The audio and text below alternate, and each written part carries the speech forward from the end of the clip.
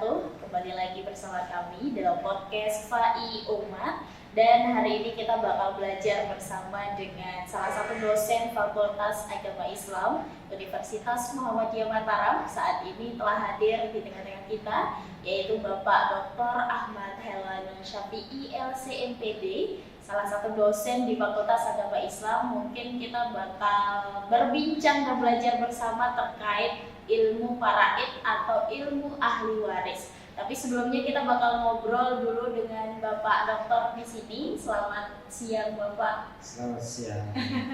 Gimana kabarnya Pak? Alhamdulillah. Alhamdulillah baik ya. Alhamdulillah hari ini kita bakal belajar bareng Bapak terkait ilmu faraid. Namun sebelum itu mungkin kita bakal memperkenalkan secara umum, gambaran secara umumnya terlebih dahulu. Ilmu faraid itu seperti apa sih Bapak kalau menurut Bapak? Ilmu faraid itu hukumnya, mempelajari ilmu faraid itu adalah fardu kifayah. Fardu kifayah itu artinya setiap masyarakat atau di masyarakat tertentu, di desa atau di lokasi atau di wilayah tersebut, wajib salah seorangnya itu mengetahui ilmu faraid. Kalau seandainya dalam satu dusun itu tidak mengetahui ilmu faraid atau satu desa itu tidak mengetahui ilmu faraid, maka satu desa itu akan mendapatkan dosa. Itu artinya fardu kifayah. Oleh karena itu, ya paling tidak kita mengetahui apa itu ilmu faraid dan syaratnya, rukunnya. Oke. Berarti kalau bisa dibilang ilmu faraid ini adalah ilmu yang benar-benar diatur secara detail oleh Islam maupun yang ada di dalam Al-Quran maupun Sunnah berarti Pak ya. Dan termasuk ilmu ini dikategorikan sangat-sangat sensitif kalau di dalam berkeluarga begitu Pak ya. Nah kalau misalkan dalam hal itu, misalkan kalau pembagian warisan itu, kenapa hal ini benar-benar sangat diatur oleh Islam Pak? Ya seperti tadi itu, karena di dalam ilmu faraid ini dia berbicara agak sensitif sekali. Ini mengenai harta. Kadang seperti yang tadi itu, orang tua bisa pecah dengan anaknya, atau kakak dengan adiknya, atau yang lainnya. Bisa ya kita saksikan lah, ada yang sampai membunuh dengan harta, gara-gara harta. Ya, oleh karena itu yang perlu kita ketahui dulu, apa itu rukun daripada ilmu faraid. Siapa saja ilmu warisan itu yang boleh menerima ini ilmu warisan ini. Di antara rukun ilmu warisan itu harus ada yang menerima warisan. Warisun yang menerima. Kan namanya yang menerima itu bisa anak, bisa suami atau istri, atau dan cucu dan lain sebagainya. Itu namanya wali di dalam ilmu rukunnya. Yang kedua, ada yang mewariskan. Itu rukunnya. Ada yang menerima warisan, ada yang mewariskan. Itu yang kedua. Serta yang ketiga, yang terakhir, itu rukun ilmu warisan itu ada harta yang diwariskan. Kalau tidak ada harta, ya apa yang kita mewariskan? Itu yang tiga itu tentang rukunnya. Selain rukun itu ada syaratnya juga. Ada syaratnya. Ada syaratnya itu pertama, meninggalnya orang yang mewariskan hartanya. Itu yang pertama. Benar-benar memang yang punya harta ini sudah meninggal. Nah, kalau belum meninggal, belum jelas dia meninggal atau hidup, ya belum boleh dibagi harta warisan itu. Nah, jadi belum boleh diwariskan. Belum boleh, ya. Yang kedua, yang diwariskan itu benar-benar masih hidup. Masih hidup. Kadang ada yang seorang anak pergi merantau dan tidak ada kabarnya bertahun-tahun, apakah dia di rantau itu masih hidup atau sudah meninggal. Nah, itu kita belum ada kejelasan. Jadi Itu tidak boleh dia. Makanya kita tunggu dia benar-benar mati atau benar-benar hidup. Baru kita bagikan ke orang yang tersebut. Nah, setelah itu yang ketiga daripada syarat ilmu waris ini adalah kita mengetahui ilmunya. Kan kita mengetahui ilmunya itu, maksudnya itu nanti siapa yang dapat, misalnya ibu dapat berapa, bapak dapat berapa persen, atau berapa, kalau anak misalnya berapa bagiannya, istri berapa, suami berapa, itu kan di dalam ilmu waris itu beda-beda. Kalau anak laki-laki sekian, anak perempuan sekian, kalau istrinya masih hidup sekian, kalau misalnya dia itu ada anak berubah lagi, suami juga gitu. Suami misalnya dapat setengah dari harta itu kalau dia istri itu yang meninggal itu tidak punya anak. Tetapi apabila istri itu punya anak, maka suami itu dapat seperempat dan lain sebagainya. Dan ada sebab-sebabnya juga orang mendapatkan warisan itu. Bukan dari pihak keturunan saja. Ada daripada asbab orang mendapatkan warisan itu. Yang pertama itu ada hubungan suami istri menikah secara syar'i. Kalau dia menikah namanya ya belum. Kalau menikah cuma nggak sah ya tidak mendapatkan apa-apa. Yang namanya menikah itu ya secara syar'i, secara hukum juga sudah sah. Nah, itu baru dia mendapatkan warisan. Itu pun kalau dia mendapatkan warisan itu kalau dalam keadaan masih akad, masih ada hubungan suami istri. Kalau dia meninggal salah satunya itu, tapi dia tidak ada hubungan suami istri, otomatis terputus. Oh, gitu. Iya. Misalkan kalau kategorinya sudah bercerai, tinggal ya, putus putus sudah itu warisnya. Kecuali waktu dia meninggal itu masih ada hubungan suami istri. Itu yang pertama. Sebab orang mendapatkan warisan. Kedua, nasab. Nasab itu artinya keturunan, baru keturunan. Entah dia itu sebagai anak, sebagai cucu, atau sebagai ibu, atau sebagai nenek, atau kakek, atau bapak, baru mendapatkan warisan.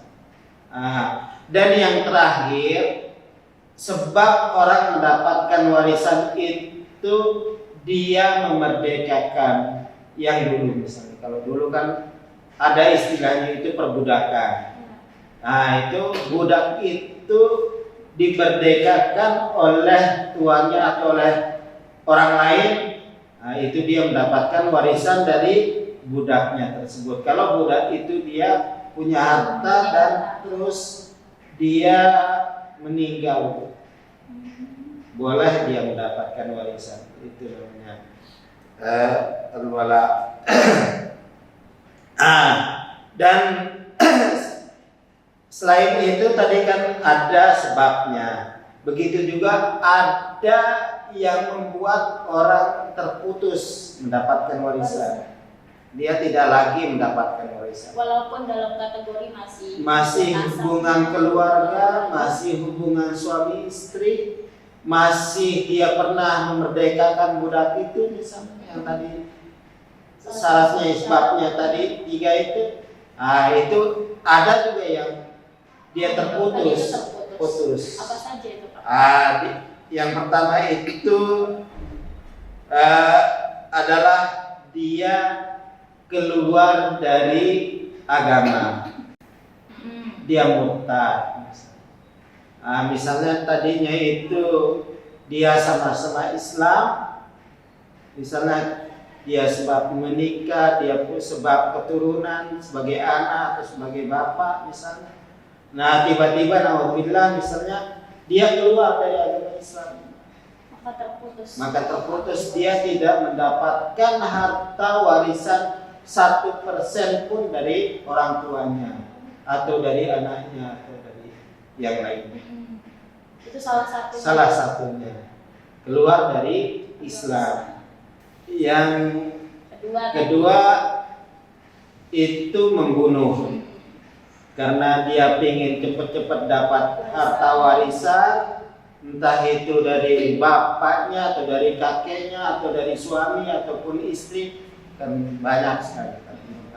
Ya maksudnya bukan kita lihat di media sosial itu ada suami yang bunuh istri atau istri membunuh suami karena ingin menguasai harta dari pasangannya atau orang tuanya atau anaknya, dia bunuh biar cepat-cepat begitu, biar cepat kaya. Nah itu haram, tidak boleh seperti itu. 1% pun haram dia makan itu harta warisan, tidak boleh. Dan yang ketiga adalah dia menjadi budak. Tapi ini udah sekarang zamannya sekarang itu perbudakan sudah tidak ada lagi. Mulai dari Khalifah Umar bin Abdul Aziz itu udah tidak ada lagi perbudakan. Jadi yang masih sekarang itu ya itu yang 2 itu, karena membunuh dan karena keluar dari Islam atau murtad. Nah itu. Dan di dalam warisan ini ada laki-laki, ada perempuan. Nah, ini laki-laki yang mendapatkan warisan itu sebanyak 15 orang. Kalau yang dari laki-laki, ini yang laki-laki. Ada pertama anak laki-laki, kedua cucu laki-laki, ini yang boleh. Yang ketiga bapak, yang keempat kakek, yang kelima saudara sekandung gitu. Yang keenam saudara sebapak. Iya, dia bapaknya, kalau ibunya mungkin beda. Yang selanjutnya itu ketujuh itu saudara seibu. Ini satu ibu beda bapak. Ya, yang kedelapan anak dari saudara sekandung, anak laki-laki atau keponakan. Ya, keponakan termasuk dalam ahli waris. Terus ponakan dari saudara sebapak, ya si ibu enggak ada. Enggak ada sih. Iya, bapak aja sampai sebapak dia. Setelah itu paman sekandung. Paman sekandung. Yang selanjutnya paman sebapak. Tapi paman si ibu tidak termasuk itu ahli waris dia. Makanya ini kalau menikahkan itu kenapa larinya ke saudara bapak, saudara bapak maksudnya ke paman. Nah itu karena itu dia adalah orang yang termasuk ahli waris. Ya makanya termasuk ya apa namanya kalau di sebagai wali kita, sebagai wali. Makanya saudara ibu itu nggak termasuk dia wali. Kalau saudara ibu.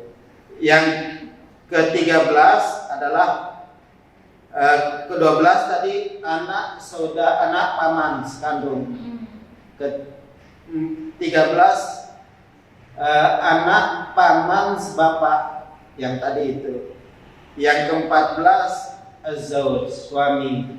Itu baru suami. Yang terakhir adalah orang yang memerdekakan budak tadi itu. Itu yang kalau yang laki-laki. Kalau yang laki-laki. Nah, ini yang 15 itu kalau dia kumpul gitu kan, semuanya ada.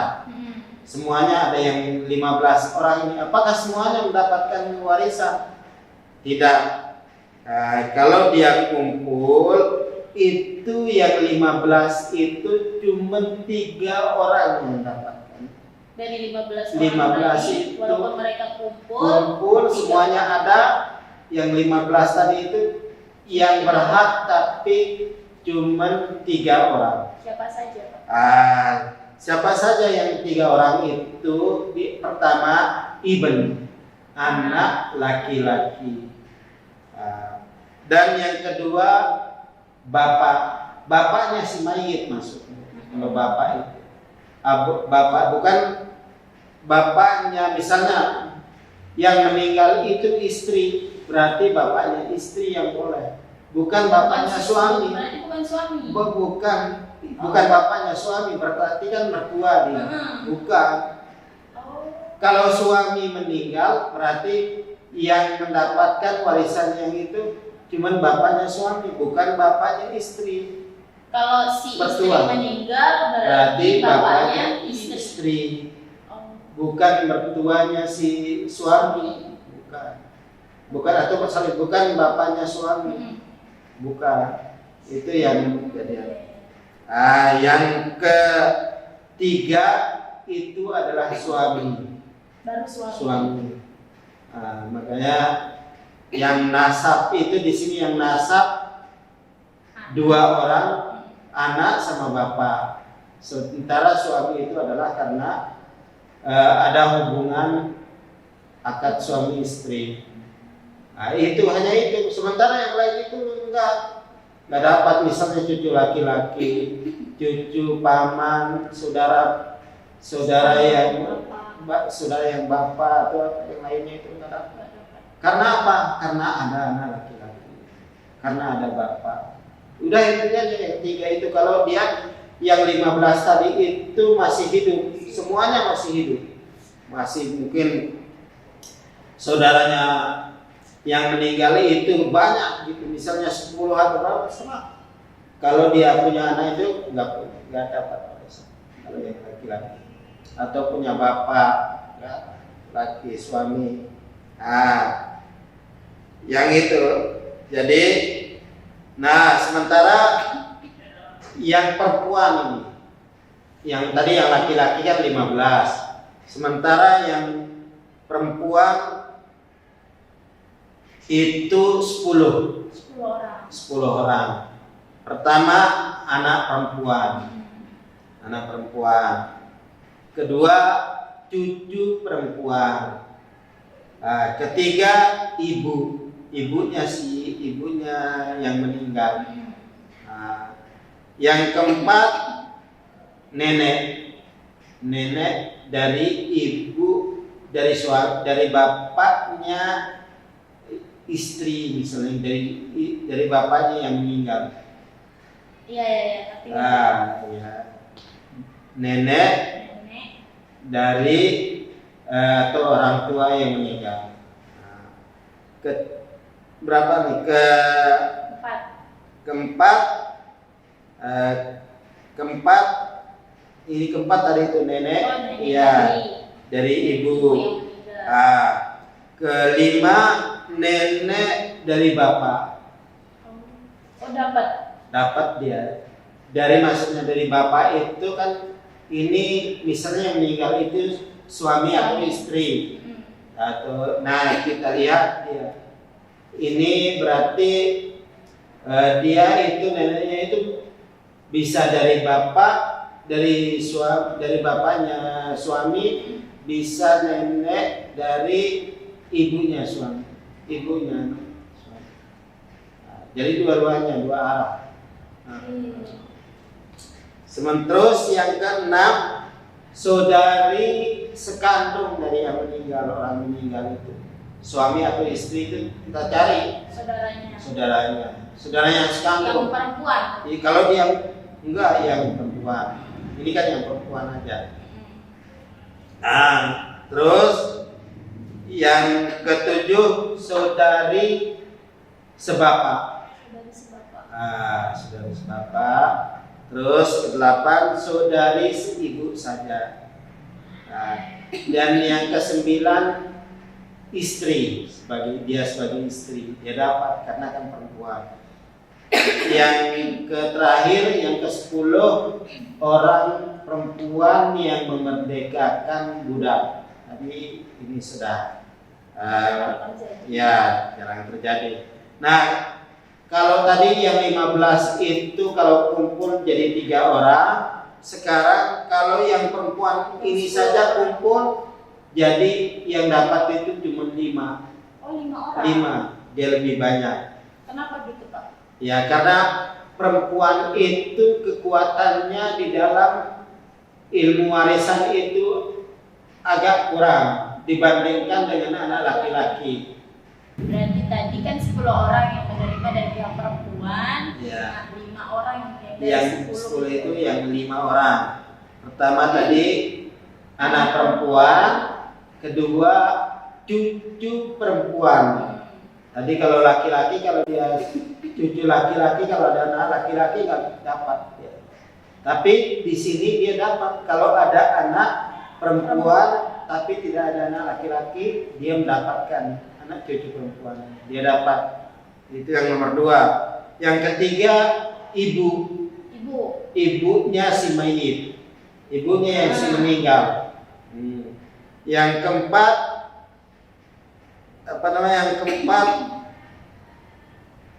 tadi yang kedua cucu, yang ketiga ibu, yang keempat istri. Dia dapat juga. Dan yang terakhir adalah saudari sekandung.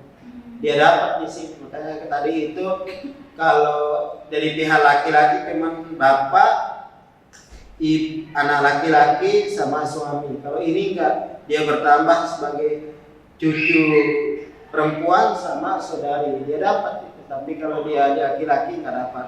Nah, kalau yang tadi itu misalnya perempuan dan laki-laki ini gabung, yang tadi 15 sama 10, jadi 25 kan. Kalau dia ini yang 25 ini gabung, semuanya hidup, semuanya ada, itu yang mendapatkan warisan itu cuma 5 orang. 5 orang dari yang tadi 25 jadi 5 orang. Siapa saja? Ini yang pertama Abun, bapaknya si mayit. Yang kedua Umun, ibunya si mayit. Itu. Yang ketiga anak laki-laki si mayit. Yang keempat itu adalah anak perempuan si mayit. Dan yang terakhir suami atau istri. Kan itu salah satunya lah. Kalau yang meninggal istri berarti suami. Kalau suami yang meninggal berarti istri. Makanya jadi 5. Bapak, ibu, anak laki-laki, anak perempuan, suami atau istri. Itu yang dari 25 orang itu. Itu yang berhak. Yang berhak. Tidak ada, kalau hidup yang 5 ini otomatis yang 20 itu gagal, nggak bisa mendapatkan harta. Terus kalau misalkan Pak, berarti lebih tinggi mana kedudukan penerima ahli waris antara ibu atau bapak dari si mayit atau anak dari si mayit? Kalau kalau kedudukan sama, Sama. tetapi yang membedakan itu adalah eh, apa dia dapatkan warisan itu. Oh, Nominal yang nominal dari didapatkan, warisan ya itu yang membedakan. Makanya nanti kalau kita bahas nanti selanjutnya itu ada bagiannya. Makanya kalau ada yang 5 ini tadi itu yang 5 terakhir lah. Kalau yang 5 itu ibu sama bapak itu mendapatkan 1/6 dari warisan. Ibu dapat 1/6, bapak dapat 1/6. Kalau ada dua-duanya. Kalau ada dua-duanya. Kalau misalkan salah satunya nggak ada, tetap 1/6. Karena kenapa? Karena ada anak. Berarti misalkan Pak, kalau misalkan nih yang ada dari misalkan yang hidup adalah ibunya si mayit, Ya. berarti mereka mendapatkan 1/6 dari harta warisan. Iya. Sisa Makanya 1/6 itu sisa nanti dikasih di- apa? nah dibagi dulu antara suami atau istri. Taruhlah yang meninggal istri, Ya. suami berarti kan. Suami itu karena ada anak, anak yang meninggal itu anak istri lah. Entah dia anaknya suami itu entah dia anak kandung atau enggak, tapi yang pasti anaknya si mayit, anaknya istri lah taruhlah. Nah ini dia sebagai suami itu, ini dia bilangnya itu anak sambung atau anak apa namanya, anak kandung. Beda lagi. Sama tetap dia. Sama. Suami itu akan mendapatkan 1/4 dari harta istri. Iya. Ya kalau kalau diumpamakan misalnya, yang kalau dia meninggalkan istri itu meninggalkan berapa M ya? Taruh misalnya 12 M taruhlah. Nah berarti yang tadi itu bapak mendapatkan yang 12 itu kalau dibagi 1/6 mendapatkan berapa? 2 M. Ibu juga 2 M.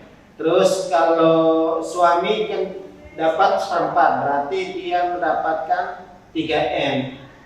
Nah itu sementara anak laki-laki, anak perempuan itu mendapatkan sisa dari setelah yang bagian bapak sama istri. Itu yang didapatkan. Dan itu lagi antara anak laki-laki dengan anak perempuan beda lagi. Anak laki-laki dapat kalau bahasa Sasak itu 2 sepelembah maksudnya, dua. Istri dapat 1, cuman dia misalnya itu cuman ngesol gitu. 1, maksudnya kalau 12 tadi itu misalnya 12 itu setelah dibagi 2 sama 3 jadi berapa? 7. Sisanya itu 5. Nah 5 ini dia dibagi 3 maaf. Karena otak bagian anak laki-laki itu 2, bagian anak perempuan 1, makanya dibagi 3.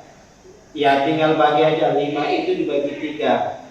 Ya sekitar 1,5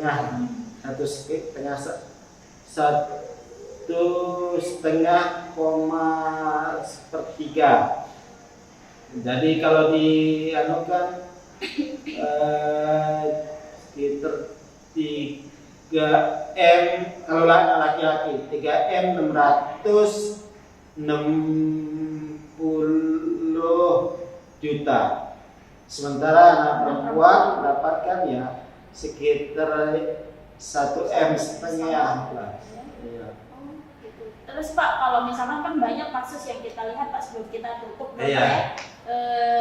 Nanti kita bakal bahas lagi. Tadi kan kita sudah bahas sedikit siapa saja sebab syarat rukun gitu Pak ya. Yang menerima atau tidak menerima lah. Nah, misalkan kalau banyak misalkan terjadi di lingkungan kita, bahkan di media sosial semakin marak begitu Pak. Kalau misalkan yang meninggal adalah si ibu ibu atau bapak misalkan meninggalkan seorang anak, misalkan 3 atau 4 orang anak.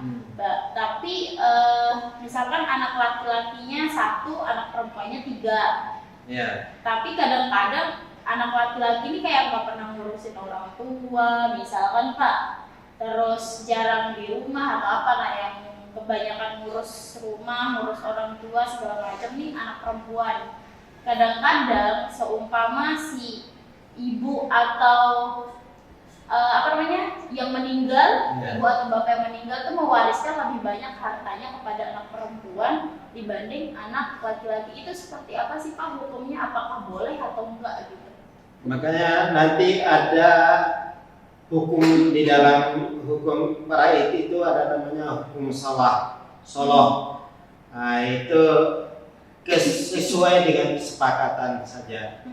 Kesepakatan itu pun disesuaikan juga, ya bukan kesepakatan sepihak, tapi 2 pihak, antara anak yang tadi anak laki-laki dengan anak perempuan itu, dan dengan disaksikan oleh orang tua misalnya, atau oleh keluarga yang terdekat, dan itu boleh kalau secara salah boleh dia. Tapi yang anak laki-laki yang tadi dikurangi warisannya itu pun reda, ikhlas. Dia mau menerima. Baru sah. Kalau misalkan nggak menerima, nggak boleh. Kalau tidak mau menerima, kalau secara syar'i ya tetap kita secara syar'i. Walaupun itu kalau perbuatannya dia tidak pernah maksudnya dia tidak perhatian dengan orang tua, misalnya dia menelantarkan orang tua, itu di luar harta, mengenai harta warisan itu, di luar itu urusannya dengan yang di atas. Dia durhaka, dia berbuat zalim kepada orang tua atau apa, itu terserah urusannya. Berarti kalau anak laki-laki itu nggak ridho hartanya dikurangi, walaupun di luar dari konteks dia melantarkan dia orang tua, entah dia berbuat zalim kepada orang tua.